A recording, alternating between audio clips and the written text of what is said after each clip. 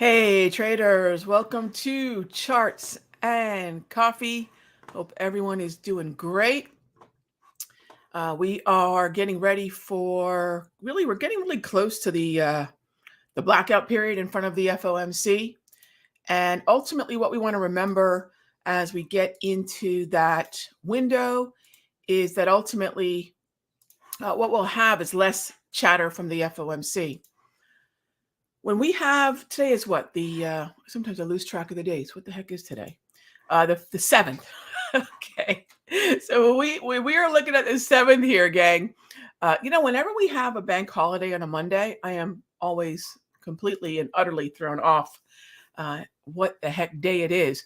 So when we have take a peek here, a September 20 FOMC, typically around 10 days out, 14 days out. It's not a rule, but the FOMC members will take fewer speaking engagements. They won't have any official messaging. There'll be this blackout in front of the meeting.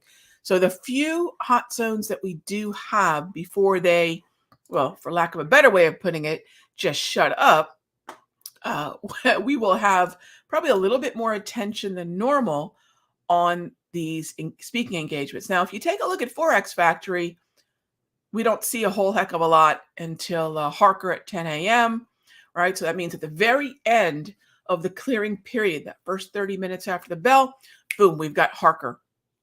We're going to have crude oil inventories at 11. So normally it's on Wednesday at 10:30 instead because of the bank holiday. We've got crude oil inventories a half hour after natty gas inventories. FOMC member Goolsbee. Please remember this quirky 155 Bank of Canada governor speaking.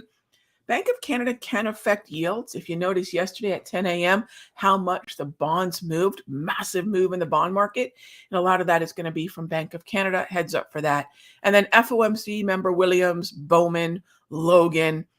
Check 2 calendars because sometimes events that are not on Forex Factory can sometimes be here on Trading Economics, but they're in line. That is what we've got. A lot of Fed speak kind of sprinkled throughout the day. This should really be pretty much the cutoff. We should not be hearing from FOMC members a whole heck of a lot more past today, because like I said, what's customary is about 2 weeks out, they'll just shut up. All right. So keep that in mind. Yeah, we've got bar tomorrow. I don't think we have much else after bar tomorrow. All right, so that's what we've got on the economic calendar. That's going to align with the volatility that we're most likely to see. Those hot zones are high impact, high volatility, and they affect this. Why do we pay attention to any of these data releases? Because we want to? Oh, heck no, because we have to. And when we notice that when we get, for example, initial claims, we are still in a bad news is good news for equities. Good news is bad news for equities. And yet still we are going to pause in September. Look, the Federal Reserve knows. And you might say, Rag, why does the Federal Reserve care? This is how they measure what we collectively as traders and investors are expecting. If I've got 91%, they know if they hike in September, they are going to upend both the treasury yields as well as the equity markets. They really don't want to do that. In fact, Powell did that once. He did that in Q1 of 2019. And up until the pandemic sell-off, that 2019 sell-off was the most rapid sell-off and then consequently the most rapid ascension from a sell-off. So it was a very sharp V bottom, which was only eclipsed in 2020 with the pandemic sell-off and then the Federal Reserve's response to that.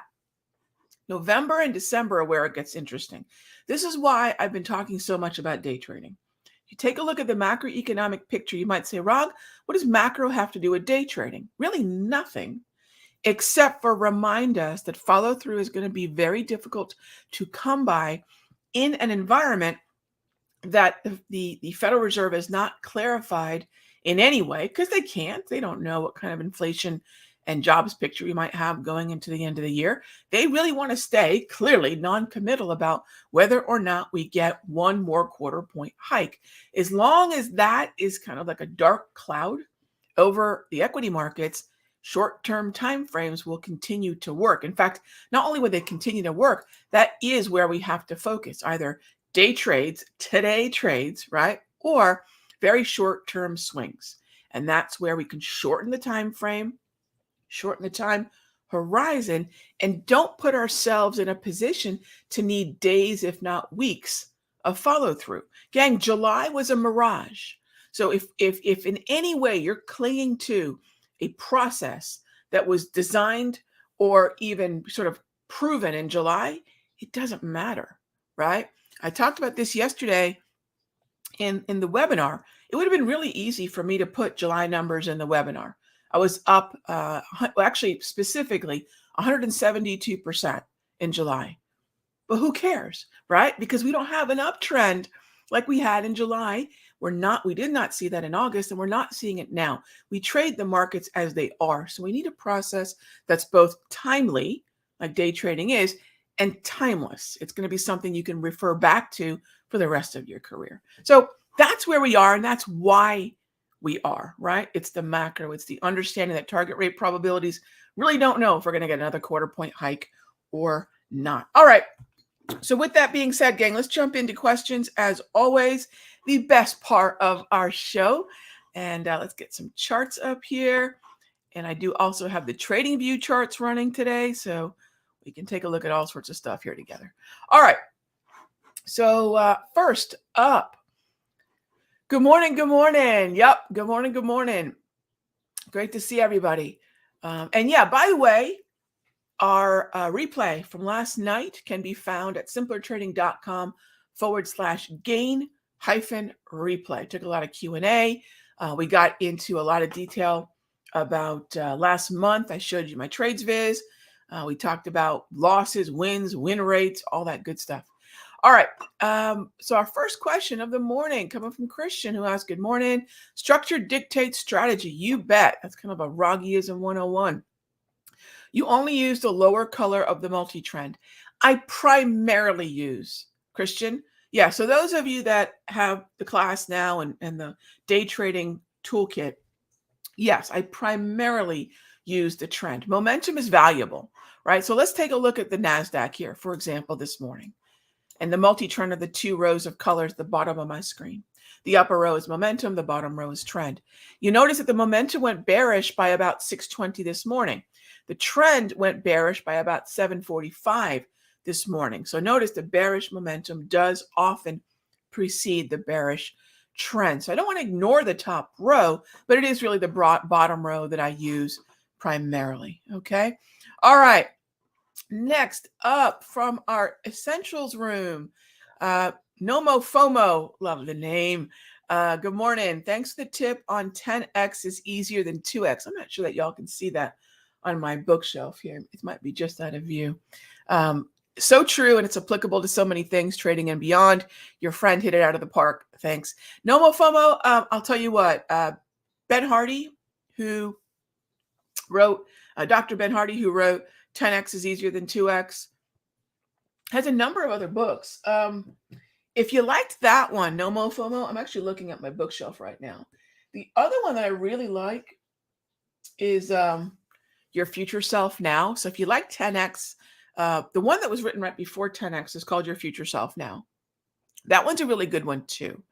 10x is, I actually like to read 10x and then go to Your Future Self Now. But you can do it either way. So if you're looking for a really good complimentary book from Ben, Your Future Self Now is a really cool one that works with that one. And again, for those of you that are not familiar with 10x is easier than 2x, at the end of every one of my top tier Outlook newsletters that goes out every Monday, of course, those of you that took the class, I'm going to see you day after tomorrow. Those of you in the mastery, you know, we put the top tier Outlook out every Monday. And at the very end of it, I talk about a book that I'm reading this week. So yeah, I like to read. I read about a book every, I've slowed down a bit, about every 7 to 10 days now. And that book is about asking yourself brutally, what are the 20% of things that you're doing right now that are working, right? And that presumes you're actually measuring your results, which is why yesterday I shared with you all the, actually, do I have it handy here? I think I do. I shared with y'all this. Hang on. I'm trying to see if I have the image handy. Am I logged in? May not be. Hang on. Let's see if I have it here. Here we go. This thing right here. August trade stats. So I shared this with y'all yesterday. This thing right here. And the reason I do this, look, the P&L is fine, right? But P&L is not going to show you which days you struggled.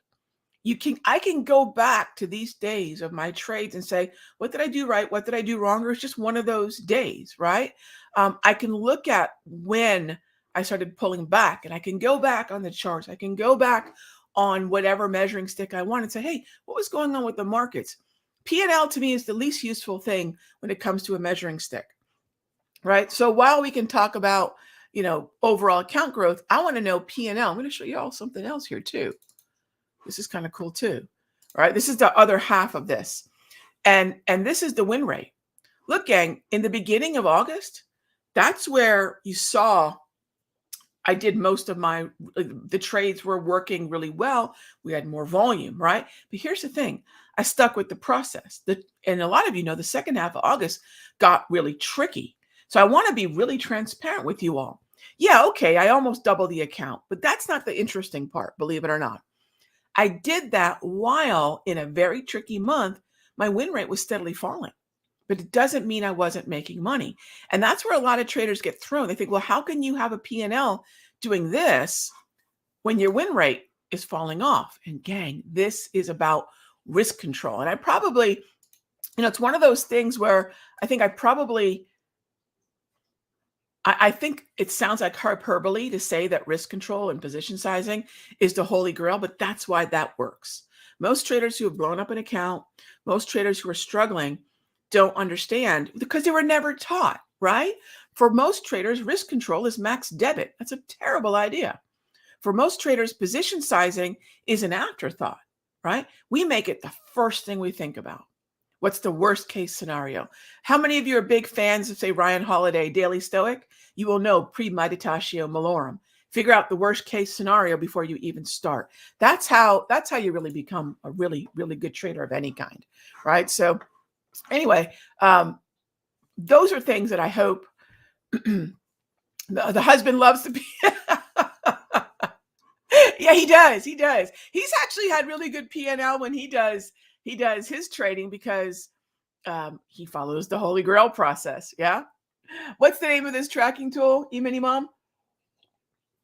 There's a lot of really good ones out there. The one that I used in the webinar, the ones that I use in the mastery, that one's called Trades Viz. And it's really cool because what it does is you can hook it up so it automatically grabs your trades from your platform. And if you don't want to do that, because you would just link your account to the software. If you don't want to do that, you can just upload the CSV file into TradesViz. So there's nothing you have to do manually. It's just very automated. So I can throw that information in there and then I can show you all what I did. All right. And you probably see me use this on and off over the past few months. So love that platform. Yeah, really love it. Okay. Next up is, let's see, let me get back on over to the essentials room. And so, yeah, FOMO. Yeah. So thanks for the shout out in the book. Yeah, it makes me so glad you read it and it helped and you liked it. I love it too. I'm with you. So again, link for last night's webinar, simplertrading.com/gain, GAIN -replay. All right. Flyfish, how you doing, buddy? Caught the webinar last night live. Oh, very nice, my friend. Anybody that doesn't sign up for the elite just doesn't get it. The value and what they will learn about all sorts of trading things is astounding. Thank you, my friend. You're not biased though, right? He's in the Sector Secrets Mastery. So awesome, my friend. I appreciate that. All right. What else do we have by way of questions? Rainy Day says you're reading meditations right now. Rainy Days. Absolutely. Where is my copy of meditations? I keep that pretty handy. Although right now my desk is an absolute nightmare. Daily Stoic, I try to thumb through every morning. And where's my copy of meditations? Yes. Yeah, there it is. Yeah. So yeah, I love this. I try to get into it at least once a day. And if I don't do that one, hey, rainy days, you'll probably love the Daily Stoic. It's just one page a day. Yeah, I love this one too. It's a good compliment. Awesome. That's awesome. Sergio asks, let's bring some charts back up here, shall we? I do want to take a look at the ES and the YM and Q before we go and wrap up the show. How do I get your spreadsheet you talked about yesterday in the webinar? Does it come with the classes? I have purchased a few. Okay, so Sergio, there's two places you can get the spreadsheet. One, Sector Secrets Mastery.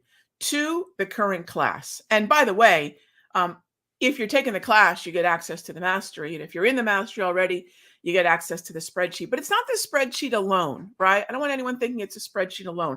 The spreadsheet alone is how we implement the plan. The plan's going to be taught in the class. And then part of the mastery is we also have notes and videos, a tutorial, if you will, on how I position size. So it depends on how you want to do it. If you want to deep dive on really the basics, right? The code name for this class for a long time was sort of, so you want to day trade. How do we build a day trader from the ground up? Got to automate the tools. Got to automate, formulaic, have a process for position sizing and risk management. We've got to also sort of automate the way in which we scan the market using a process of relative outperformance. So everything's about building someone from the ground up as a day trader, and all the pieces are there. That's why it's an entire toolkit. So yeah, the HPMRs are awesome. And yeah, the multi-trend is great, but everything works together. Yeah. So, and the spreadsheet's a big part of that. Tech Trader Joe, the book was great. And the webinar, the 8-13-21, my lower so yeah, the way the multi-trend works, it studies four exponential moving averages, 8, 13, 21, and 34. You got it. You got it. Yeah, I don't black box anything, right, gang? I'm never going to tell you, I'm not going to tell you the settings and it's top secret. No, it's just the thing is with the automation, it makes it really easy, right? HPMRs, I think I've mentioned what they are, right? You go back 6 months, you curate the data, and you post the volatility ranges, right? So I've always been very transparent about those things. But for me, I used to do that on a spreadsheet. I used to do my V-score manually, but once it's automated, right? The automation adds speed, clarity, confidence, accuracy. And that's what I love about being able to automate all this stuff. Hey, speaking of automation, where are we in terms of today's trend? We are inheriting a bad mood. Now, of course, gang, everyone's going to start to get bearish now. So all the folks that got bullish at the end of August are going to go bearish now in the beginning of September. Please remember, are we going anywhere new? No, we're not going anywhere new. You know who doesn't care if we're moving higher like we did at the end of August, or if we're moving lower like we're doing in the beginning of September? Day trading doesn't care, because as long as we have volatility, there's something to do. Let me show you one other thing before we break here that will hopefully really drive home why we need to have this kind of short-term gear. I'm going to show you all, if I can log in here, why this is happening. And it's a tendency. It's a historical tendency. Take a peek. I'm going to pull up I'm actually going to pull up the SPY and show you the S&P. And I know my mastery folks already know this. And if you attended any of the webinars, you know this as well. Take a look at what we're dealing with as far as the month of September. I'm going to do this over the last 5 years. Okay. That was July, right? As I joke, not really joking, my cat could have tromped across my keyboard and put on successful trades in July. Ain't that hard to trade an uptrend?